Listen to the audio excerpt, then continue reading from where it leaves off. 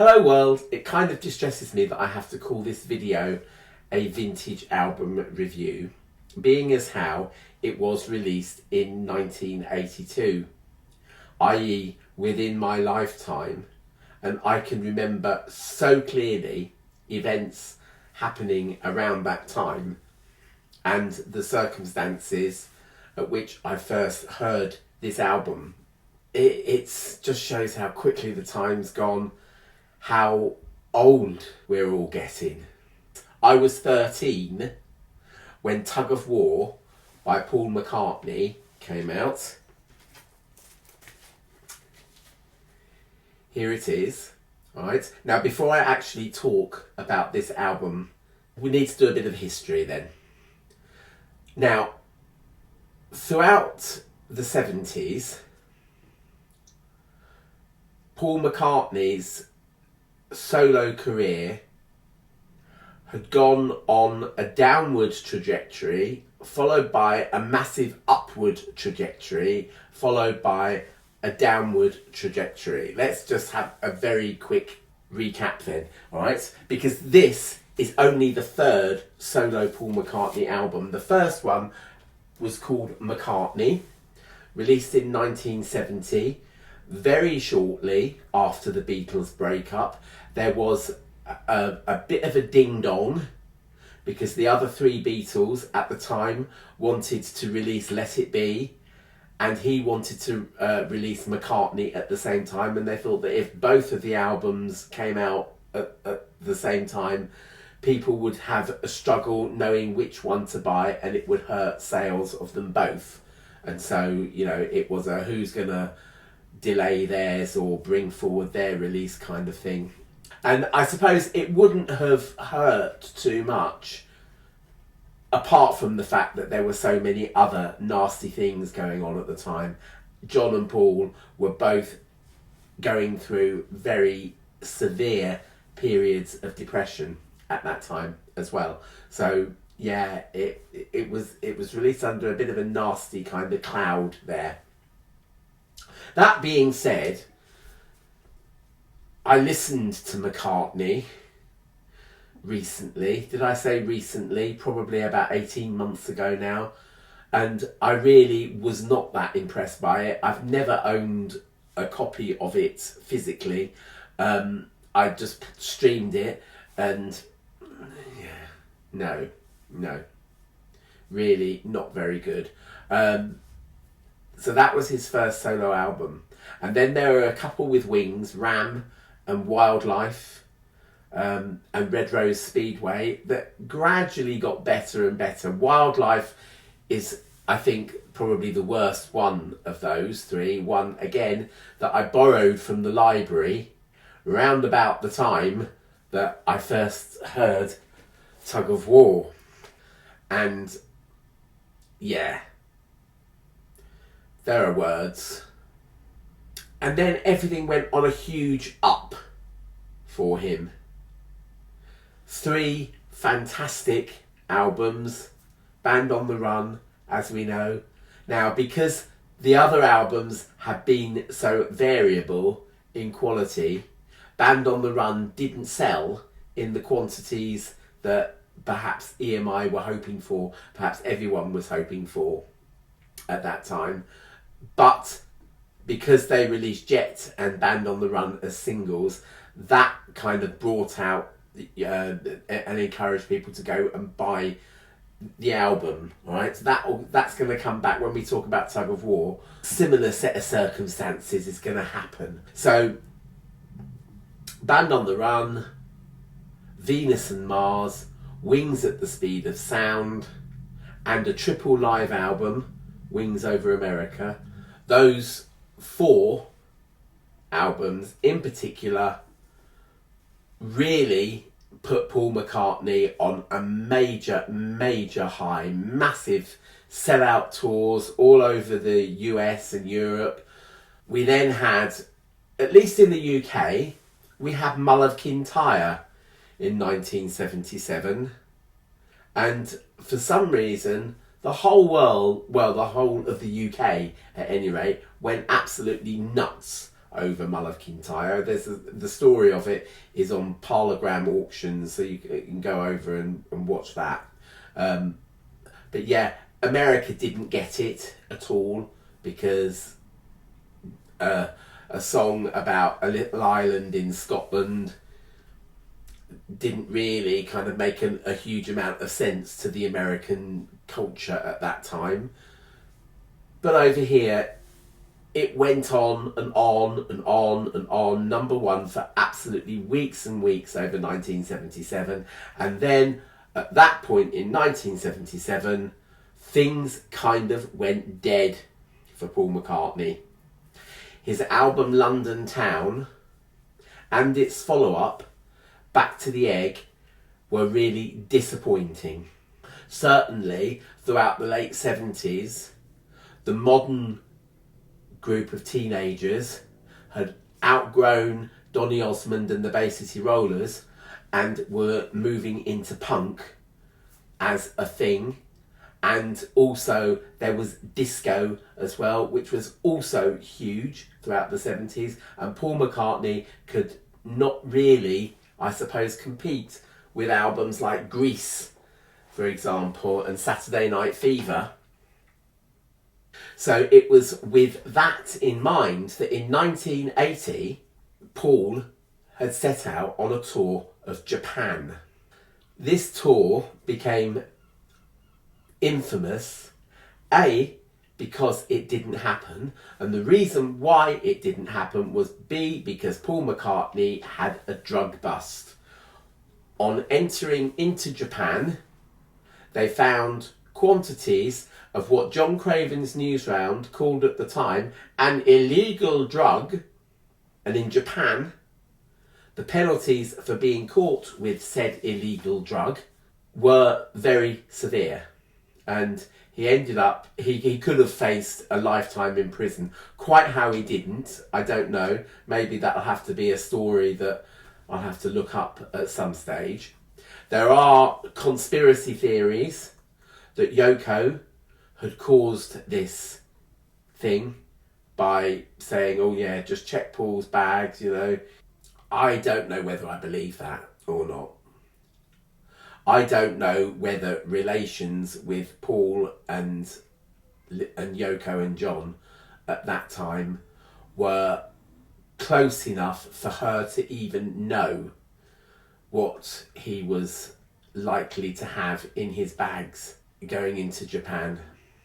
So we had that little episode. That meant that the Japanese tour actually got cancelled, because I think he spent somewhere between a week and a fortnight in a Japanese prison. Linda took the children, looked after them, and I suppose there were lawyers and big protracted negotiations, whatever, to get him out. Paul then decided that was the time to call Wings a day. And he made his second solo album, which was called McCartney 2. In terms of McCartney 1, as it were, the kind of very patchy solo effort in 1970, McCartney 2 recorded in pretty much the same way. Very, very basic. No mixing console. He just used a multi-track tape machine and just recorded instruments plugged directly into that. The fact that multi-track tape machines in 1970 and multi-track tape machines in 1980 were, a world apart in terms of their capabilities. Of course, things like synthesizers had come in, and different styles of music meant that McCartney 2 was a much better solo effort than McCartney 1.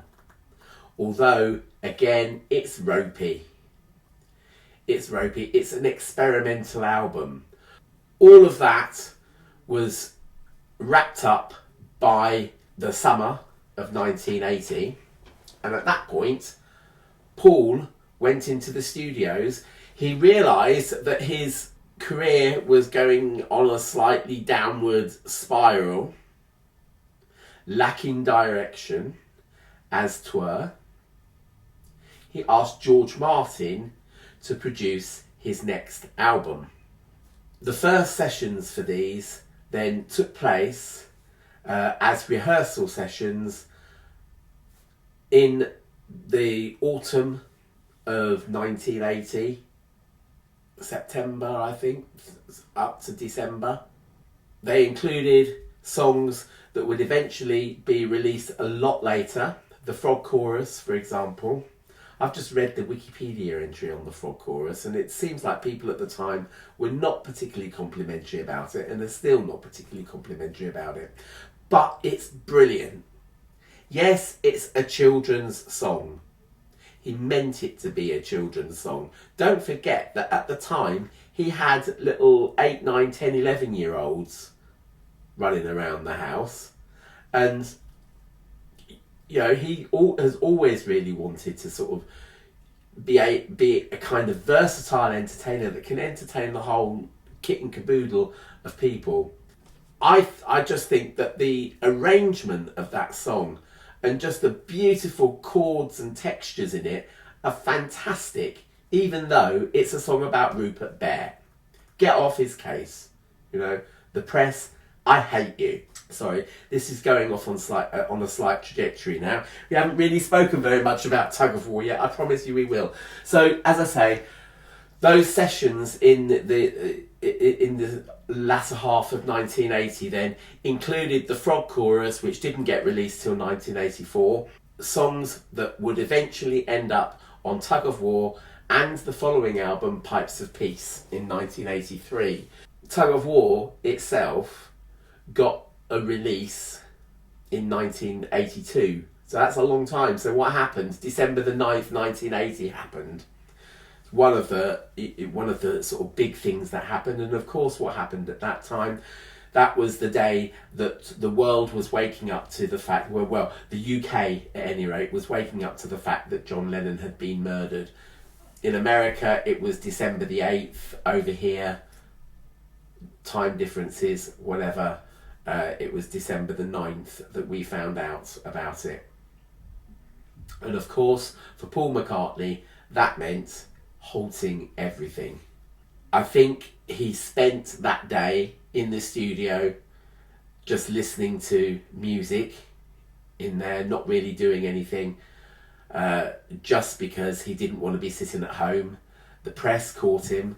See, horrible people, the press, asking the most banal, inane kind of questions when your mate has just been brutally murdered at age 40, and of course he gave a very flippant, glib answer. So that put recording on a hiatus. They then began recording from February 1981 for this album that was going to be Tug of War, and also eventually songs from the sessions would end up on Pipes of Peace the following year. Those sessions lasted until December 1981-ish.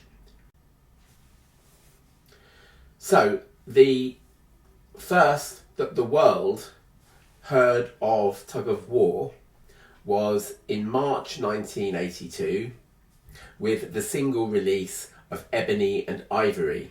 Now this was a massive thing. It was the first time that McCartney had ever collaborated with anyone, as in, this is me, famous person me, and this is other person, famous person them, and both having equal billing on a record. So this was released under Paul McCartney and Stevie Wonder, as hopefully you all know. It was number one for weeks and weeks and weeks. It deals with racial harmony, and you know, this ebony and ivory, the white and black notes of the piano and so on, living together in harmony, why don't we? And yeah, it's everything that I suppose the critics have to criticise about Paul McCartney, is that, you know, really he needs someone with a slightly more cynical outlook on life to sort of counteract this sugary sweetness of, you know, Paul when he gets into that mood. I love Ebony and Ivory. I needed a break from it, as I say, at the time, but, you know, coming back now, it's just absolutely wonderful, right? But I do think the lyrics are just a little bit simpleton. They're a bit like the ink is black, the page is white, together we learn to read and write. You know, all very nice messages and everything, and had to be said, but just a little bit sort of childlike. If we look at a song like Blackbird, which was one of Paul's songs for the White Album in '68, he actually used the kind of coded lyrics that would have been used at the time of black slavery in the southern states of America. If some slaves had kind of got wind of an escape or whatever, then the lyrics of the songs that they would be singing would be things about gospel trains coming, taking me to heaven, heaven being the northern states of America, or preferably Canada, are just sort of coded lyrics, really. And Blackbird is a coded lyric. Ebony and Ivory is too simplified. However, in an age of South African apartheid, which, you know, this was fairly and squarely sort of released into, it did irk the South African authorities enough to ban it, especially when Stevie Wonder announced that he was, you know, dedicating some award or something to Nelson Mandela. That really annoyed the South African authorities. And, you know, songs like Ebony and Ivory, even though they're simple and sweet and everything, they do bring the racial issues that were going on at the time to the fore. Don't forget that even in the UK at that time, there were huge racial riots going on in places like Brixton and Toxteth in Birmingham. It needed to be said, but perhaps just not quite so nauseatingly, Paul. All right. Anyway, let's just have a look through this album and some of these other songs that are on it, and I'll deal with my magical musical moment as well. So, starting out, Tug of War, intro. Paul does this.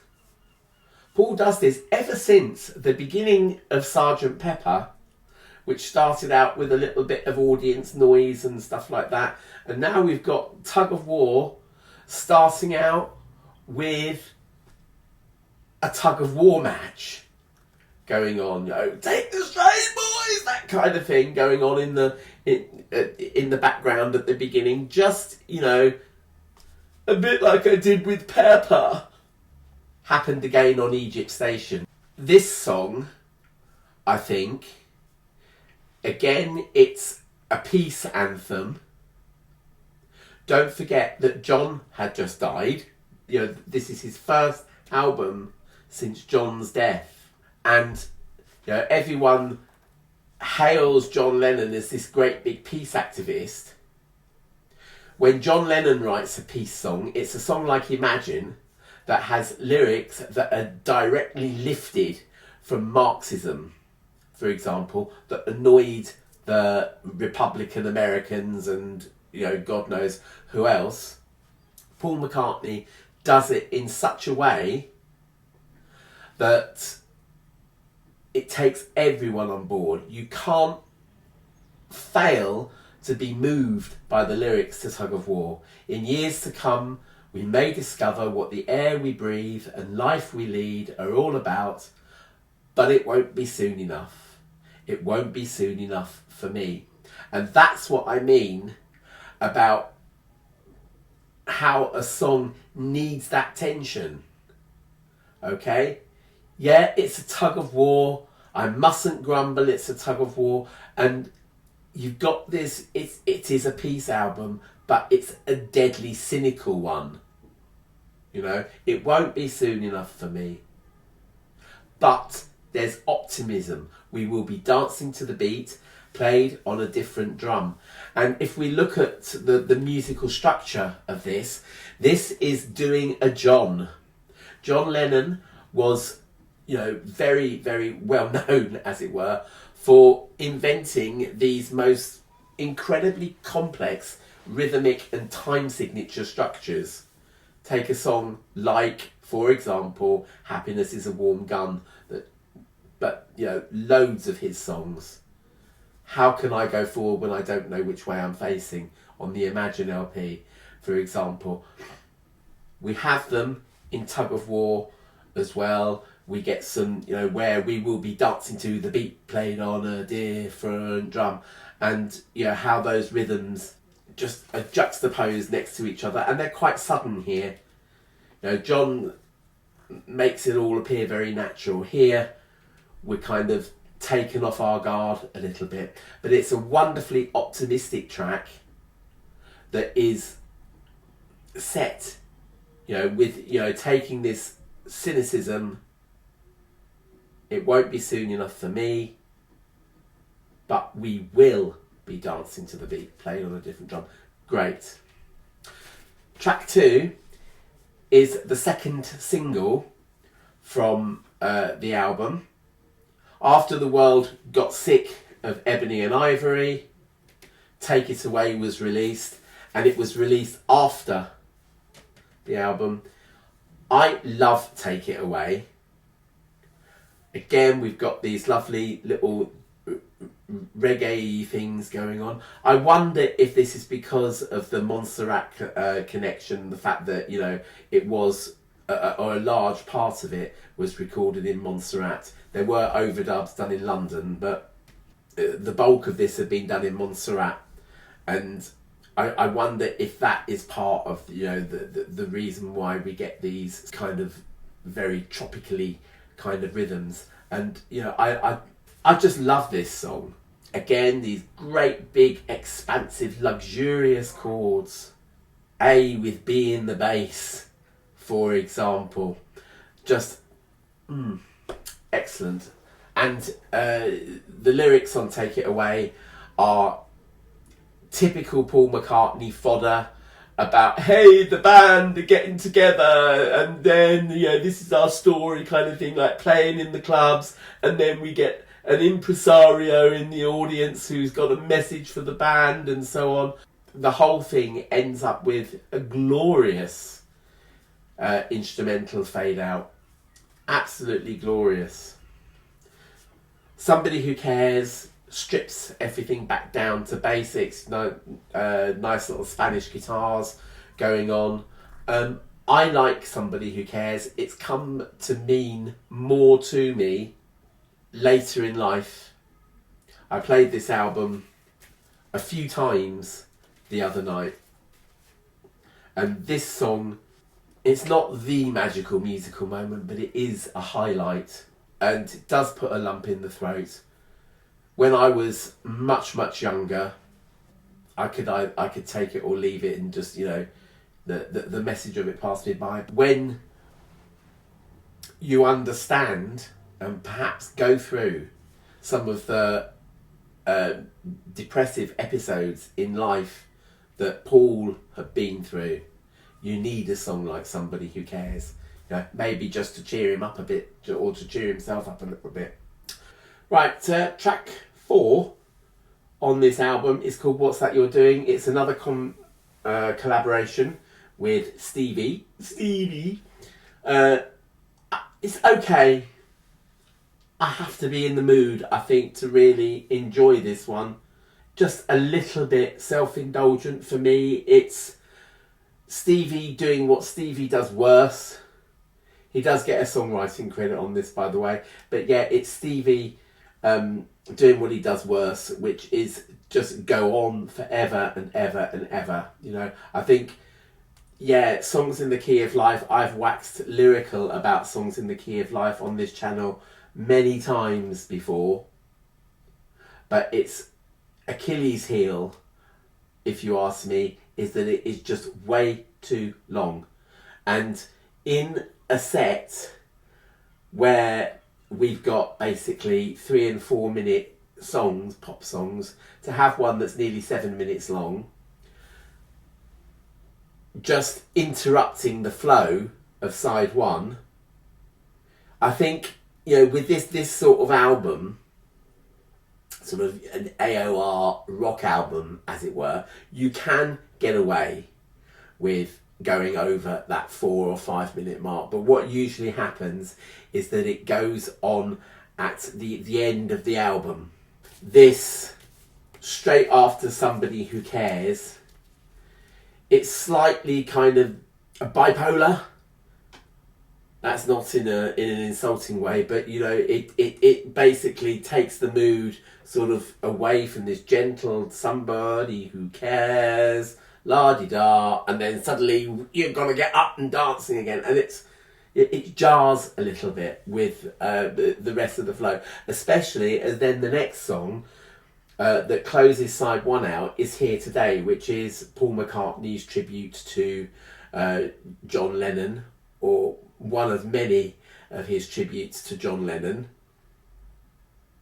You could argue that way back in the early 70s, when they were throwing messages at one another, sometimes not particularly complimentary messages. I talked about it on my Imagine review.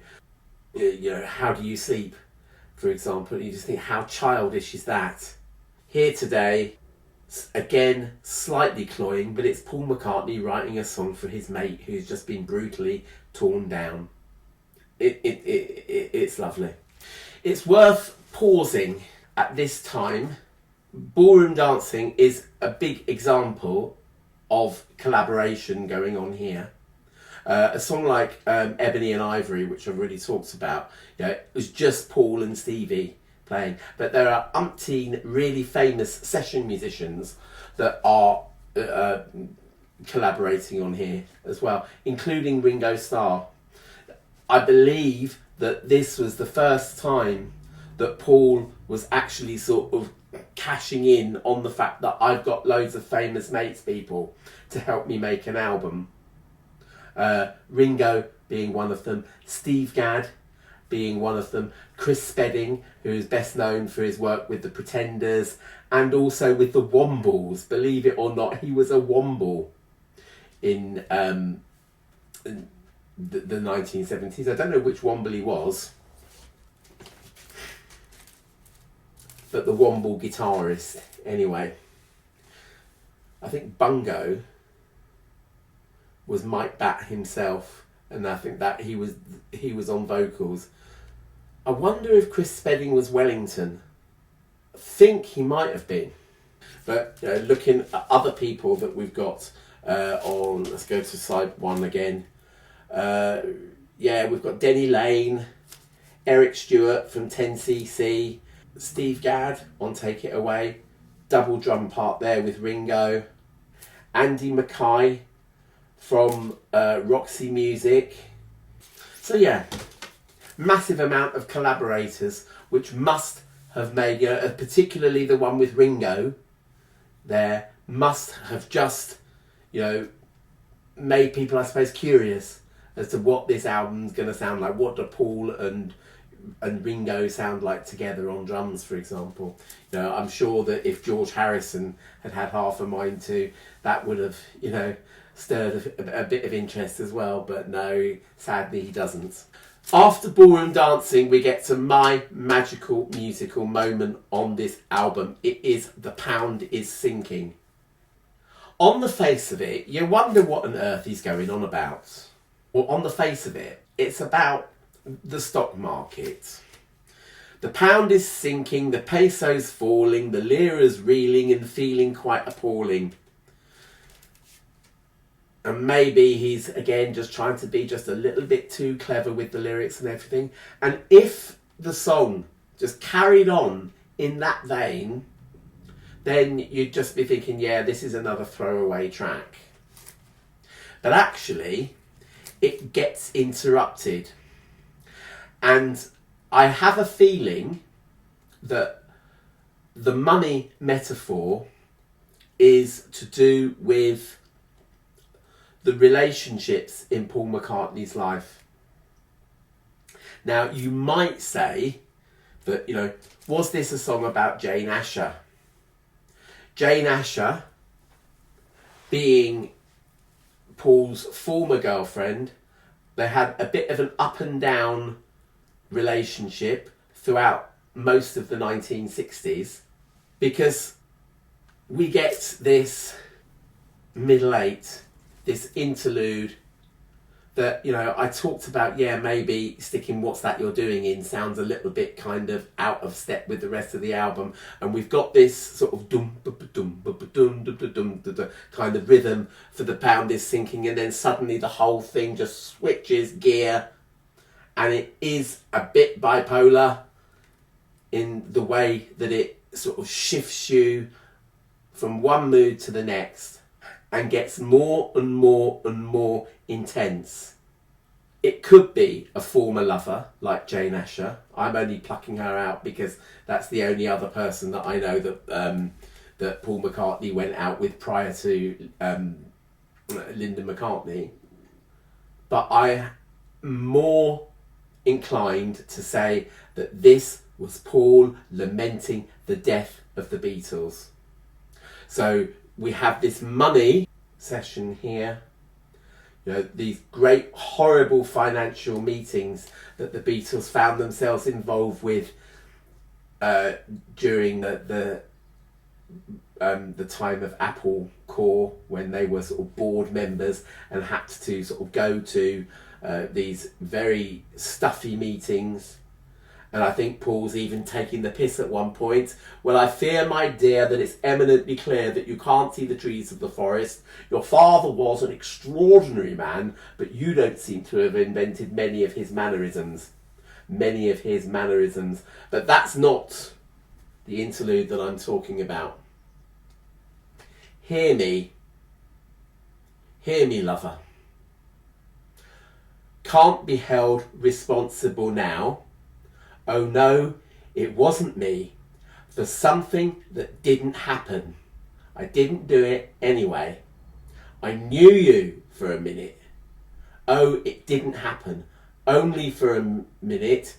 Your heart just wasn't in it anymore. And that section gets more and more and more intense. And I think this is Paul being exonerated, because the other three wanted to do this, horrible deal with Alan Klein, who was really only famous for being a bully.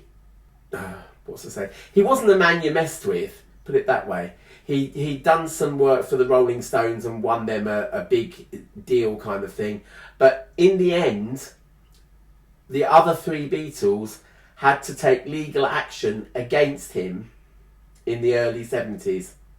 And this is Paul, I think, kind of saying, you can't hold me responsible now for the death of the Beatles. You can't say that just because I wasn't in step with the other three Beatles, I did not agree with Alan Klein, I knew about his reputation as, this huge con man, basically. It wasn't me. And he screams it at the end. It didn't happen. And I just think that's a wonderful moment. It's absolutely cathartic, and where it comes, because it kind of comes out of nowhere, and it's not a losing temper kind of thing.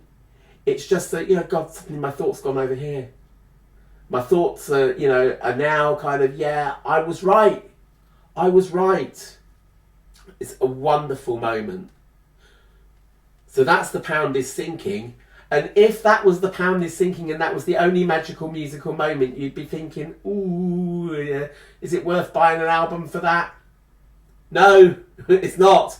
Put Wanderlust on next. Track 3. I was listening to this over and over the other night, and I was just absolutely awestruck. And it was this pressing, it wasn't even an Apple Music rip-off kind of thing. And He's all on his own in this studio. It's just him and a piano. And his voice sounds so delicate and so vulnerable. It's basically, one of those songs where you get a verse and you realise that you could write another set of lyrics over the top of it so that you could superimpose two lyrics. So it's not like a round, it is a counter melody that goes over the top. So again, this urge to travel, wanderlust, but again, over the top, Paul singing, so where did I go wrong, my love? What petty crime was I found guilty of? And we got the royal whatever of the guards or something, but it's not really. We've just got a huge brass bandy section in here. There's something about brass bands that are typically English. There's a big brass band tradition in the north of England, for example, and I think that, at their best, they can really grab your throat. And Wanderlust is a case in point. It's a beautiful melody to start with. It's Paul at his most vulnerable. It gradually builds up, as I say, with this counter melody coming in, and then just brings, goes right up in dynamic with the brass band coming in, and then just finishes. And it's just an absolutely gorgeous moment. Absolutely gorgeous. Get It is Carl Perkins. Another collaboration here. Carl Perkins being this idol of Paul's and George's in the 50s and 60s. Songs like Everybody's Trying to Be My Baby, for example, from the Beatles for Sale were, Carl Perkins numbers.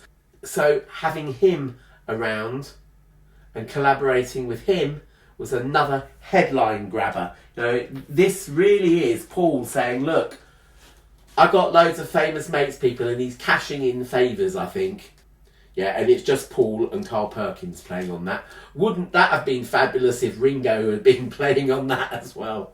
There's a tiny little link, and I don't really quite know why, but it's just Paul McCartney playing a guitar and a vocoder. It's called Be What You See. It's only 34 seconds long, but then the whole mood sort of again lifts up. I mean, I think, this penultimate track on each side is the lifter.